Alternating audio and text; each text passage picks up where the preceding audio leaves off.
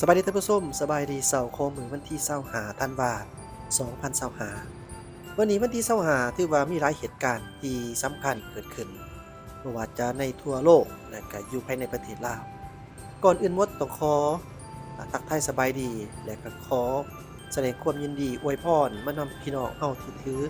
ศาสนาคริสต์มื้อนี้วันที่25ก็คือเป็นวันเกิดของพระเยซู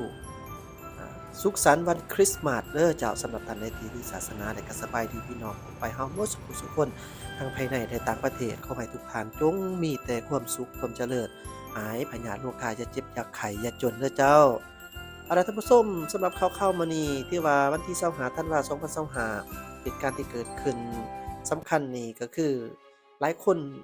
โฟกัสหรือว่าสปอตไลต์ไปที่แค่แม่น้ำคองสองฝากฝั่งระหว่างลาวและไทย โดยเฉพาะแม่น2ผู้นำหรือว่าผู้นำ2ประเทศลาวและไทยนี่จะมีการ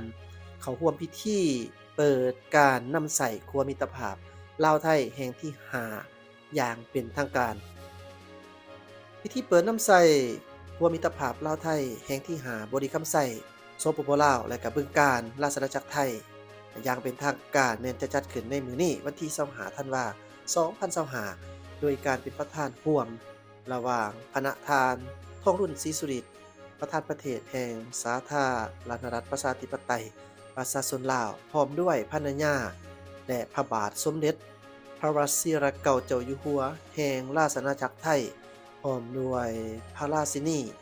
โดยมีการเข้าร่วมของทานนายกรัฐมนตรีและแขกถึกเชิญจากภาคส่วนที่เกี่ยวข้องของทั้งสองฝ่ายหลายฟัว500ท่าน เข้าร่วมอย่างพร้อมเพรียงโดยโครงการก่อสร้างครัวมิตรภาพลาวไทยแห่งที่5ถือเป็นโครงการร่วมมือระหว่างรัฐบาลแห่งสปปลาวและรัฐบาลแห่งราชอาณาจักรไทยเพื่อตอบสนองความเรียกร้องต้องการของรัฐบาล2ประเทศก็คือประชาชนทั้งสองชาติลาวและไทยโดยเฉพาะแม่นแขวงบุรีคำไส้ของสปปลาวและจังหวัดบึงกาฬของราชอาณาจักรไทย ที่มีความปรารถนามีขัวเชื่อมต่อทั้งสองประเทศลาวและไทยเพื่ออำนวยความสะดวกให้แก่การไปมาหาสู่ระหว่างประชาชนการเชื่อมโยงเชื่อมจอดระหว่าง2ประเทศเข้ากับภาคพื้น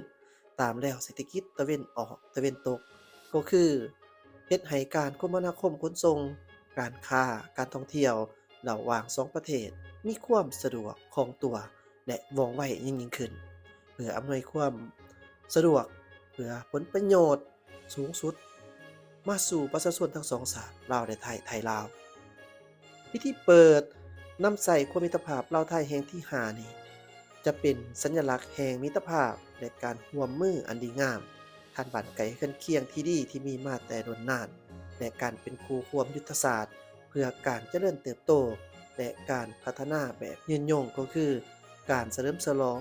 วันสร้างตั้งไซพัวพันธ์ทางการทูตระหว่าง2ประเทศ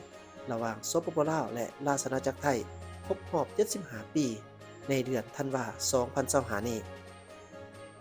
ขอขอบใจข้อมูลกรมการข่าวกระทรวงการต่างประเทศ